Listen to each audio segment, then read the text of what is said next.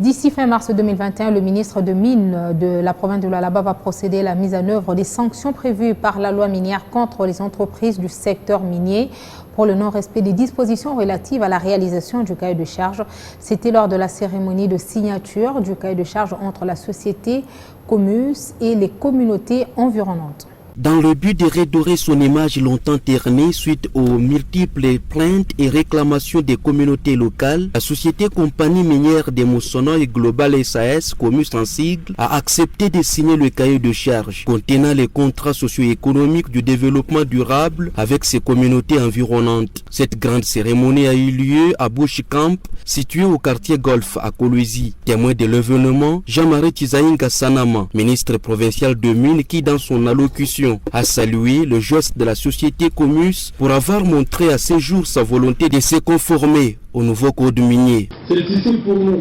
l'occasion d'une part d'encourager la société Comus tout en souhaitant avoir réalisé tous les projets contenus dans le présent cahier des charges et de faire encore mieux à l'avenir, et ce dans le but de redorer son image longtemps ternie par les multiples plaintes et réclamations des communautés locales. D'autre part, de rappeler à chacune des parties prenantes le respect des obligations qui découlent de l'engagement signé ce jour,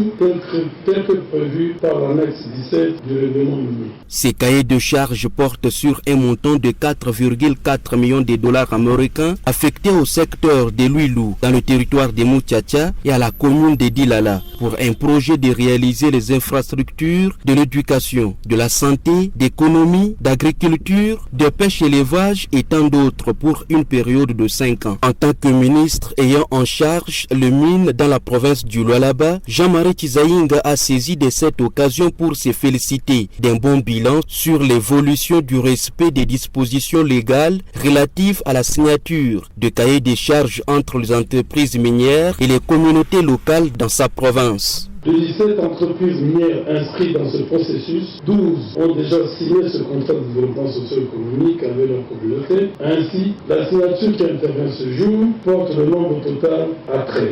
Une fois de plus, nous nous en félicitons, tout en soulignant que notre joie sera immense lorsque nous verrons toutes ces entreprises passer à la mise en œuvre des différents projets contenus dans leur cahier de charges. Une bonne opportunité pour lui d'annoncer en outre la procédure de mise en œuvre des sanctions prévues par la loi minière contre les entreprises du secteur pour le non-respect des dispositions relatives à la réalisation du cahier de charges d'ici fin mars 2021. Pour protéger les partenariats entre la Chine et la RDC, le directeur général de la société Comus a dans son discours chinois traduit en français promis la création de 2200 emplois dont a priori les communautés locales seront les bénéficiaires.